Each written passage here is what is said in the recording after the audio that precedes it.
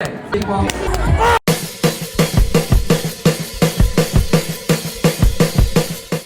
เคสวัสดียินดีต้อนรับเข้าสู่เดอะพิเศษสเปเชียลวันนี้เรามาอยู่ที่งาน UYD เนาะซึ่งเป็นงานเต้นเที่ยวบาร์เขาจัดทุกปีแหละปีนี้เขามาปีแรกซึ่งวันนี้เขาจะมาป่วนงานซึ่งคือเขาจะมาสร้างเกมขึ้นมาเนาะคือเขาจะย่างไปถามแต่ละคนที่อยู่ในงานเนาะว่าจับหรือตบจับมือใช่กับเจ้าเรียกแหละก็จะเช่นอีหยังมานี่กันแล้วแต่กับเจ้าสิเรียกเลยโอเคเดี๋ยวเขาไปเจอกันในงานเนาะเดี๋ยวจะเริ่มเล่นเลยเริ่มในตอนนี้แหละไปเล่นเลยสบายดีวันนี้ว่าเขาอยู่เขาในงานแล้วตอนนี้กำลังหาเหยื่อเขาเป็นเหยื่อแล้วเขาเป็นเหยื่อเขาครั้งนั้นกับเจ้าเป็นเหยื่อมันสิเป็นอีกแบบนึงเขาต้องว่าแบบกับเจ้ามันเป็นเหยื่อเขาอันนี้ว่าแบบให้ปฏิเสธสิเนี่ยพอจะถามไปว่าจับหรือตบจับคือจับมือสิดาจับหรือตบจับอย่างเดียวเจ้าเนื้ออะไรกันคันว่าเลือกตบสินะก็คือจะได้ตบหน้ากับเจ้าจะเลือกลิงเข้าไปผู้สมสายตาอาจารย์ผู้สมสายเอ้ยสมสายตาดูสมสายตาดูนี่น้ำไหมผู้นี้กันอะไรเอาผู้นี้มึงกายรถเจ้าอยากจับมือหรือตบอยากจับมือถือว่าอะไรเนี่ยกิจกรรมวันนี้มีกิจกรรมยังไงโอ้ตอนที่เลือกเราไม่ได้คิดว่าเราจะเป็นแนวนี้จับหรือตบจับแบบจับมือจับมือเมื่อแล้วแต่จับหรือตบไม่หวังสิตบหัวค่อยถึงตบตบไปตบตากล้องเอามุมเอาเหลี่ยมเดี๋ยวเอาตัวเลยโอ้ฝากผลงานเนี่ยฝากผลงานเนี่ยบูมไม่อย่างเลยฝากเฟซบุ๊กเด้นิวนะเดี๋ยวกรมรีพรนวงศ์ขึ้นได้ขึ้นแล้วจีมีชื่อว่าจับหรือตบจับกันเลยเอาจับจะยาวไปต้องเลยว่าอย่างวะดิจับจังไงเฮ้ยคือมือสั่นได้แล้วอ่ะมีเฟซบ่ TTAR เว้นวรรค PSM จับหรือตบจะให้เจ้าเลือกก่อนจะดินน้ำไผ่จอนโอเคมุนิซิมโอ้บ่มีอย่างว่าบ่มีบอกซื้อเฟซแน่ซื้อเฟซสิเฟซซื้อนางพิสมัยพรสนิทเป็นตัวเอ็นแล้วก็คิดเทิงแล้วก็พิสมัยพรสนิทโอ้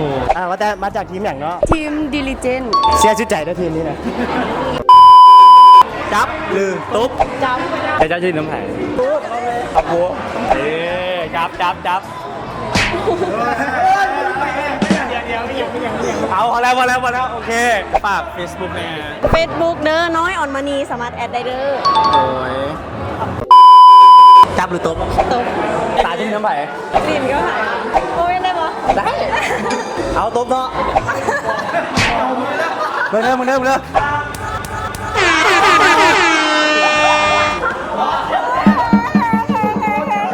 ทีมบิลลี่เจนโอเคฝาก Facebook ไงFacebook นี่หว่าสู้ที่ดัดตุ๊กตาประเสริฐเซิร์ชได้เลย Facebook ก็ยังขึ้นนะเมื่อกี้นี่นะยังขึ้นเลยนึงแล้วเป็นมูที่ดีจับหรือตบนะซาร่าจะตบน้ำไผ่จะตบไผ่ตบไอ้เลยโอเคนะโอเคซาร่าอยู่ฝั่งนี้นับกันบ่นับนับเฮ้ยเดี๋ยวตบไม่ได้ยิงบอลเบิร์1 2 3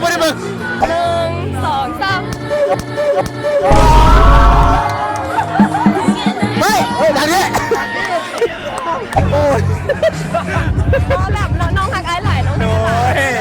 โอเคป่ะเฟซเนี่ยเฟซบุ๊กเนาะสาระรัตนวงศาแอดได้ครับไปทุกคนเนาะได้ครับไปทุกคนเลย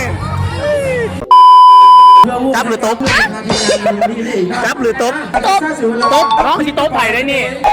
เอาแก้ผมน้องตบไป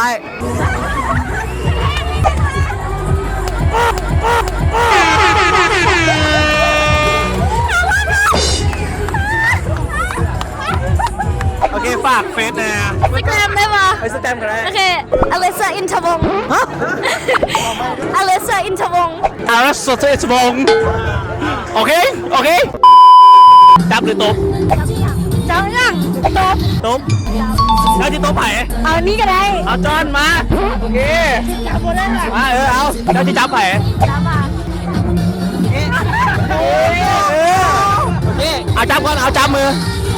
ตามมือซื้อ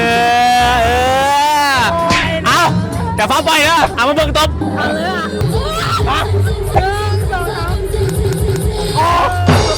โอเคตอนนี้ก็ผ่านพ้นไปแล้วเพื่อนๆแล้วเอาตอนนี้ปล่อยนะครับปล่อยปล่อยฝาก Facebook เนี่ย เป็นบุ๊กภาษาจันสุดา ซาซาซิงคูล่าเอาอย่าพาล้มอะไรมาฝาก Facebook เนี่ย Facebook มินูพรหมสมบัติ MINOUPHOMSOMBUT จับหรือตบ ตุ๊บ ตบ จ้าเอา จับเอาที่โต๊ะไผ่ได้นี่รวมไอพร้อมอันนี้โต๊ะมาดิเอาไปน้องดิน้องจะจับมือไผ่โอเคเอาจับก่อนเอาจับมือจับมือโอเคห้ามปล่อยเด้อห้ามปล่อยมานี่มือฟังดิตบหน้าจับเด้อ1 2 3โอ้ยกล้องเดี๋ยวกล้องเวกล้องเวเอาไม่โอเคเราที่ถ่ายมาปล่อยแล้วโอเคมาฝาก Facebook เนี่ย กีตาร์ท้องกินนาลีกีตาร์ท้องกินนาลี กีตาร์ต้องกินอะไรโอเค ตาสุนิตาพรหมวงศ์เขียนเป็นภาษาอังกฤษ กินเนาะจับหรือตบจับที่จับมือก็ไผ่ อันนี้ก็ได้ เอานกมาเสียงข้างนั้น ที่ ก่อ ต น บหน้าไผ่ เอาเล่นได้ปะ ตบได้ที่จับมือก็ไผ่ เรื่องไหนได้บอก ได้ เรื่องไหนเอาวันนี้ได้ได้โอเคมาโอเคเนาะโอเคเอาจับมือโอเคจับมือห้ามปล่อยเด้อห้ามปล่อยโอเคเนาะเอาจับมือโอ้ย มาสิแล้วตอนนี้น้อง แล้วแต่เลย เอามีอย่างไรได้แต่ ได้ปะ โอเคฝาก Facebook นะ ป๊อปปี้พิรภานิกกี้แก้วพิลาหลานน้อยบุญนิสา ราด้วยน้องนะโอเค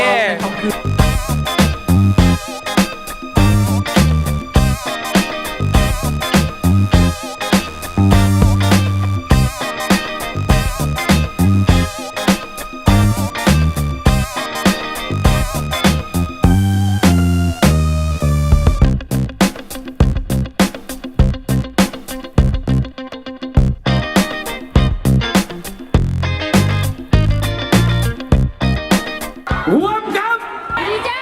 เอาตามนั้นดีเจว้าวถือว่าวันนี้สองพอยนะครับรางวัลที่1อยู่2ทีมด้วยกันเองเนาะ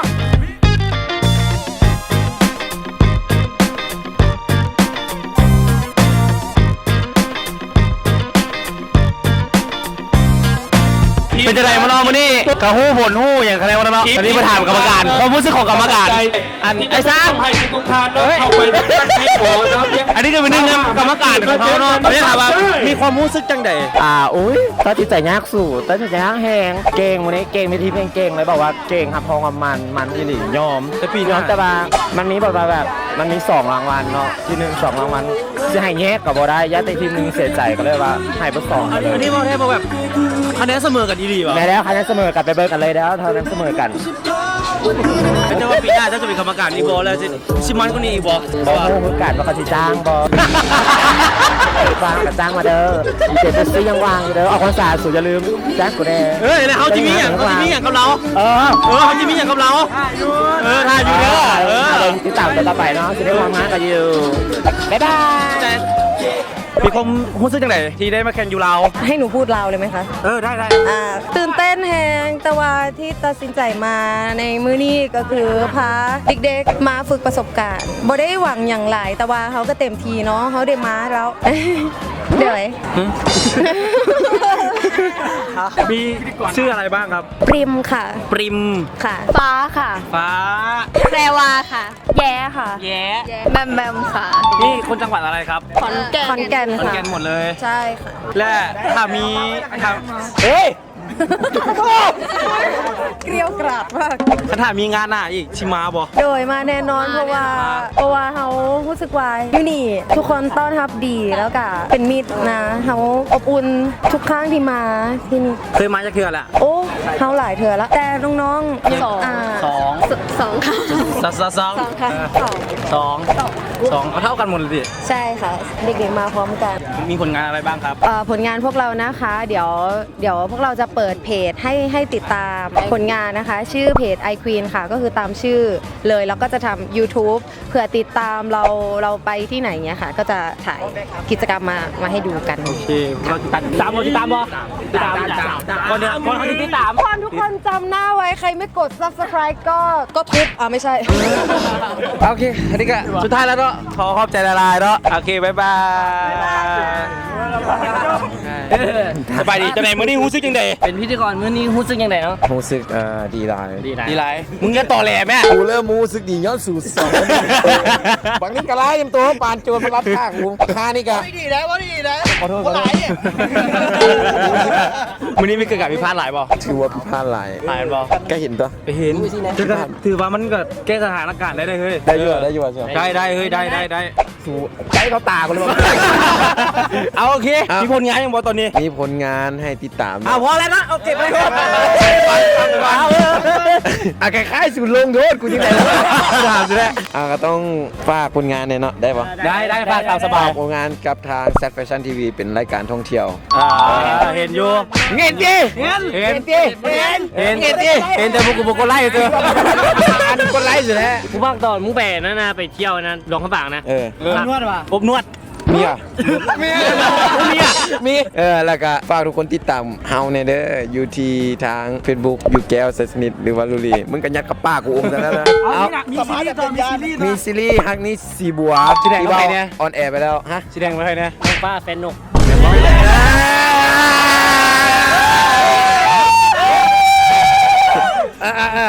น้องป้าแฟนนกมึงเนี่ย